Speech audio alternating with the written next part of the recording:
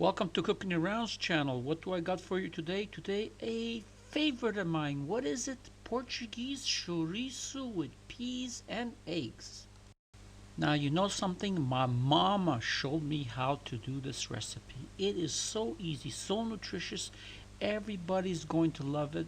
Just trust me. When the eggs mixed in with this chorizo, look at this. Now, you can have it hot chorizo or mild chorizo, whatever you want. The flavor that's in here is just out of this world. It's infused with paprika and garlic and pork. And just look at this. I'm going to also use piri sauce, which is a Portuguese hot sauce. But you can use any kind of sauce.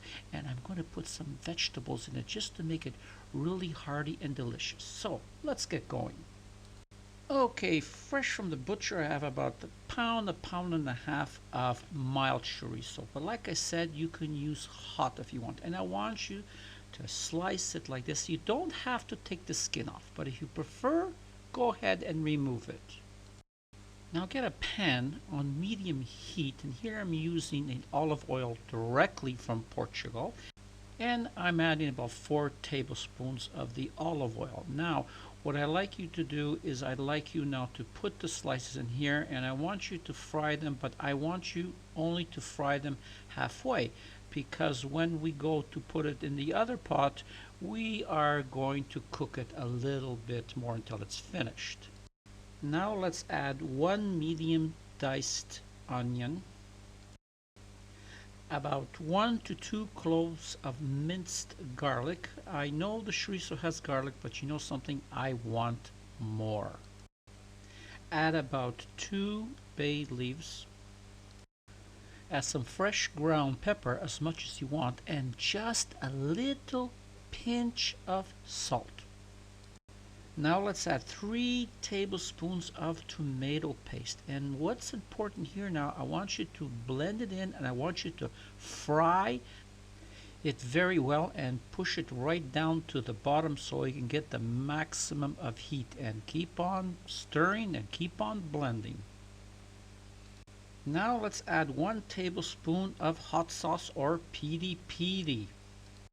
Add about 1/3 cup of white wine or even red. And now let's add about 1 medium carrot and about 2/3 of a cup of peas.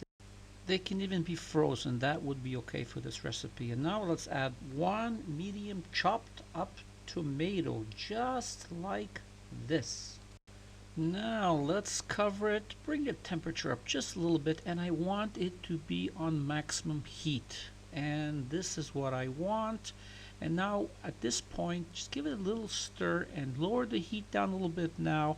And I want you to remove the bay leaves. If you want, you keep them inside, but since I always forget them, I like to remove them at this point in time.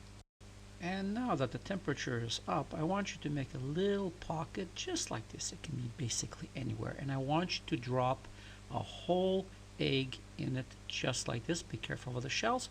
Make another little pocket, drop the second egg in just like this. Even if it breaks, don't worry, it's not the end of the world. And the third one, guess what? You can even put 4. So now I want you to cover it, let it go for about 6 to 8 minutes, or until you get the eggs done exactly to your liking. So I shall be back. Okay, I'm back. It's been about 6 minutes, but again, it depends on how you want the eggs to be done. A little on the harder side or the softer side. For me, this is absolutely perfect, so it's only 6 minutes. Now take a look at this. Absolutely perfect. Your family is going to love it. You're going to love it. Everybody's going to bother you for the recipe. And please don't forget my channel, where it came from. So for now, once again, it's goodbye from Tony and Cooking Around.